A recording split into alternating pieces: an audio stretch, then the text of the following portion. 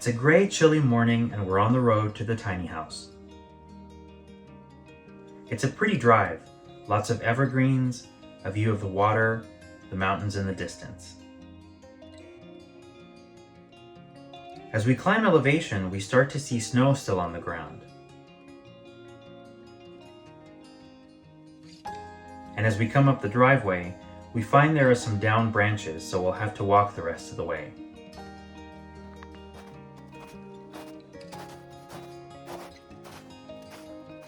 The still unfinished house sits in a clearing in the woods, a little yellow beacon amongst the white. The property itself is a beautiful wooded lot that I bought with my sister many years ago. It's completely off the grid, and we don't even get cell phone signal out here, so it truly feels like an escape from daily life. There are lots of tall evergreens everywhere on the property.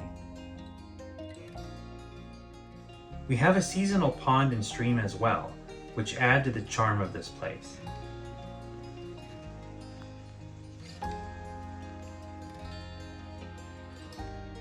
Just a few more steps to our home away from home. As I walk up, let me tell you more about the house and show you the floor plan. As you come up to it, there will someday be a screened porch that will act as the main exterior design element. And off of that, you enter right into the living area with a storage closet near the entry, shelves for firewood on the other side, and a seating area. Beyond this main living space is the kitchen and the tiny bathroom, and a sleeping loft above that. Every summer when my family comes up from Texas, they help me work on the house. At this point, we haven't yet built the porch, but you can get an idea of what it will look like in this paint and material study I did. We used a lot of salvage elements in the house, including most of the windows, the doors, the wood flooring, and even the kitchen countertop, but I especially love this large 7x7 window I found at an architectural salvage shop. I really wanted to challenge myself to create a memorable experience with the design, so I decided to ask myself what an ideal afternoon in a place like this would look like.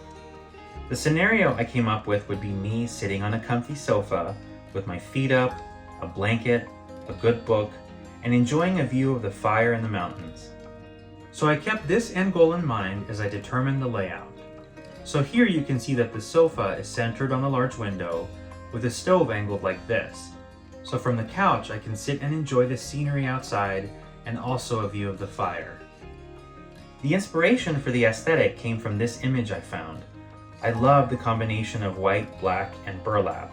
So I based my initial mood board on items that would work well with these colors and materials.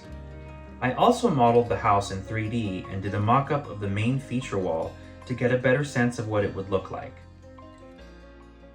And here's what the living area looks like today.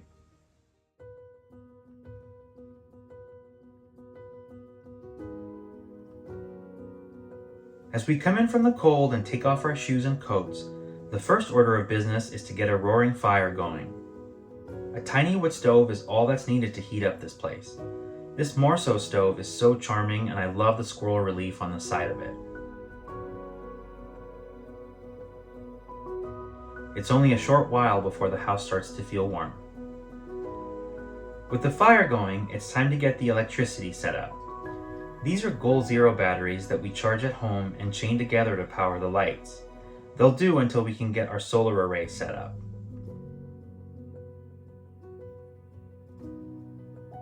Near the front door, I have a gallery of some small Van Gogh painting samples printed on canvas, as well as some inexpensive art found at garage sales.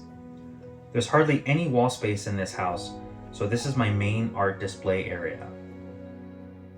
The Starry Night painting is fitting because the view of the night sky out here is just amazing.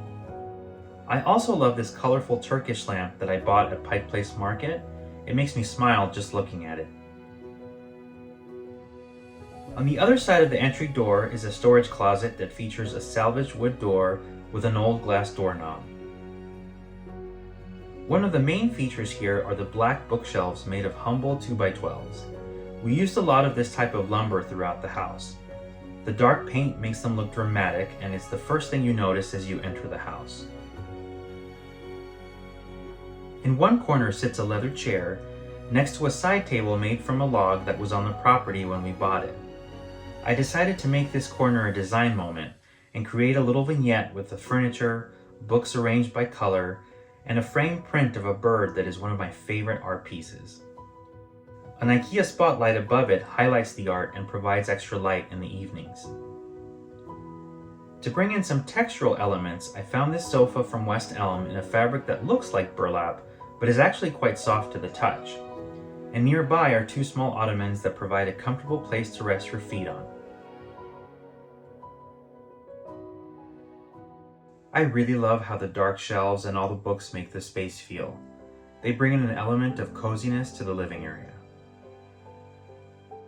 And the sofa is super squishy and comfortable, perfect for lounging or taking afternoon naps.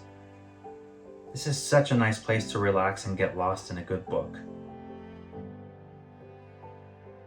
And the view isn't too shabby either.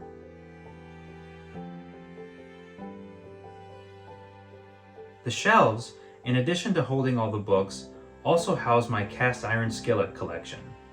I'm going to need this one shortly.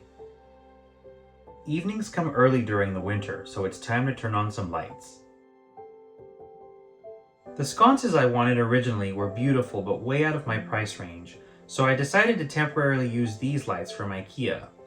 I found I really love the soft diffused light that they give off, which really ups the coziness factor of the space, so I decided to keep them.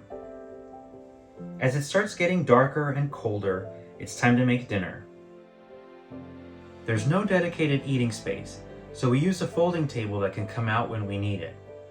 I have to say, eating a delicious meal in front of the fire is one of my greatest pleasures.